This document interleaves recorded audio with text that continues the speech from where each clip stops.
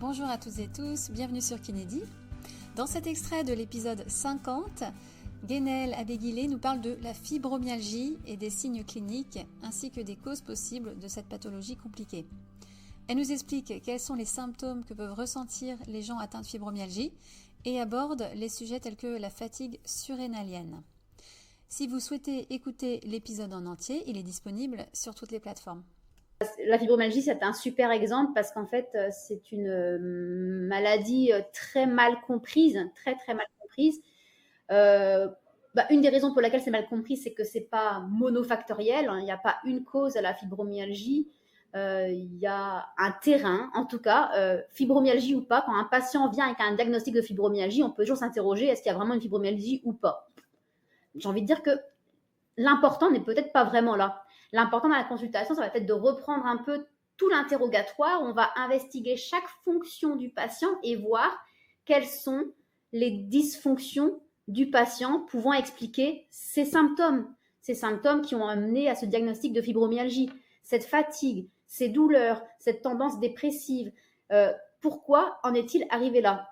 Alors, des fois, on va trouver une candidose. La candidose, le développement de champignons dans l'intestin peut expliquer qu'ils soient un peu au ralenti, qu'ils soient fatigués, qu'ils soient un peu déprimés, etc. Mais parfois, il n'y aura pas eu toute candidose. Parfois, il y aura des problèmes de thyroïde qui va expliquer aussi un ralentissement global.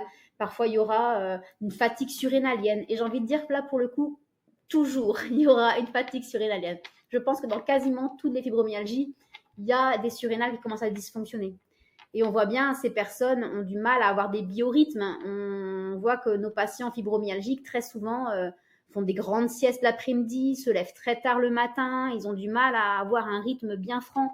Et ça les enferme, par exemple, dans leur dysfonction surrénalienne, parce que les surrénales, c'est ce qui va permettre de relancer les fonctions, on va dire jour-nuit. Alors, c'est très imagé ce que je dis, mais quand on se réveille normalement à heure fixe, les surrénales vont fabriquer du cortisol. Le cortisol qui est l'hormone qui permet de faire face à cette nouvelle journée qui commence. Mais vous le savez aussi, c'est l'hormone qui est anti-inflammatoire. On connaît le médicament qu'on prend, la cortisone, en tant que fonction anti-inflammatoire. Le cortisol, c'est un dérivé, la cortisone est un dérivé du cortisol.